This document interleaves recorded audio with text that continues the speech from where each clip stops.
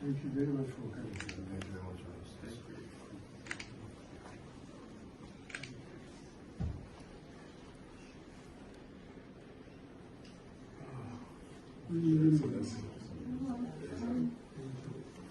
Please sit down. Thank you, sir.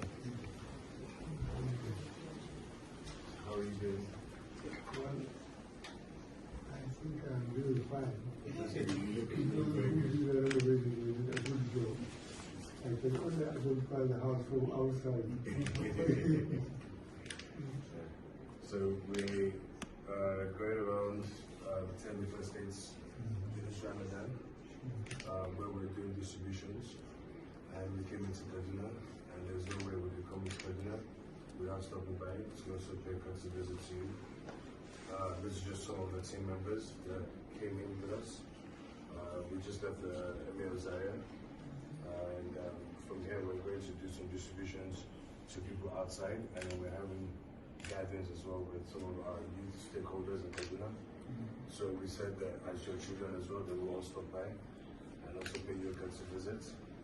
And just to say,